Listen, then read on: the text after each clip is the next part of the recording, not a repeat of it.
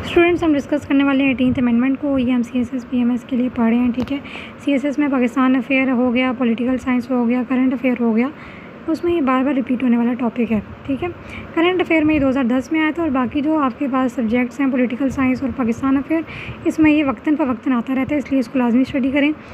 18th amendment हमारे पास क्यों बार बार पढ़ी जाती है, ये क्यों इंपॉर्टेंट है? ये इसलिए इम्पॉर्टेंट है क्योंकि ये आपके पास ऐसी चेंज थी कॉन्स्टिट्यूशन ऑफ पाकिस्तान में जिसने आपके 100 चीज़ों को बदल दिया था, ठीक है। तकरीबन 102 क्लॉजेस जो थे वो चेंज हो गए थे, ठीक है।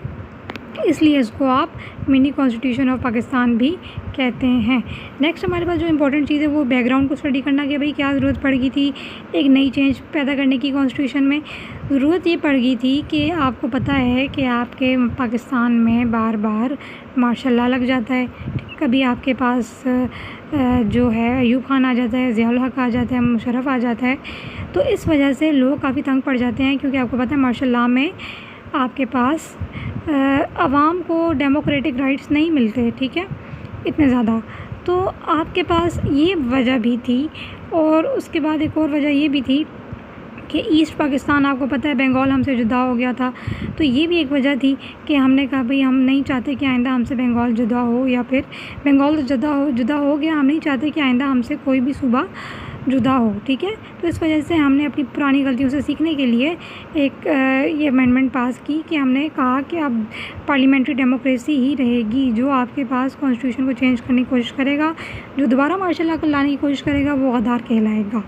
आर्टिकल 58(2)B को आप लाजमी जाकर स्टडी करें, ठीक है। This is just an introductive video.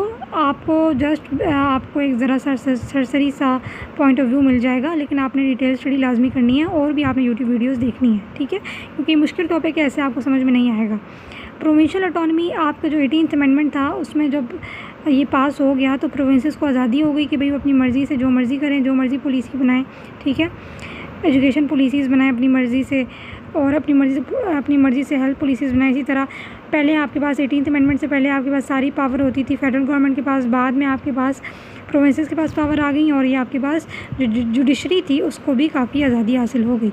अब आपके पास जो 18th अमेंडमेंट है उसके भाई फ़ायदे हमने डिस्कस कर लिए। मार्शल लॉ ख़त्म हो गया, गवर्नमेंट स्टेबल हो गई, प्रोविंसेस को बहुत ज़्यादा पैसा मिलने लग गया और ताकि वो अपने खर्चा जो है ख़ुद बर्दाश्त कर सकें और जो इंस्टीट्यूशंस थे वो भी आज़ाद हो गए। लेकिन इसके साथ नुकसान इसके बहुत ज़्यादा हुए और वो नुकसानात पे ही ज़्यादा क्वेश्चन आते हैं कि आपने भाई प्रोविंसेस को पैसा तो दे दिया लेकिन ये नहीं सिखाया कि पैसा लगाना कैसे है, लोकल गवर्नमेंट को भी पैसा देना है, सारा पैसा ख़ुद नहीं खाना।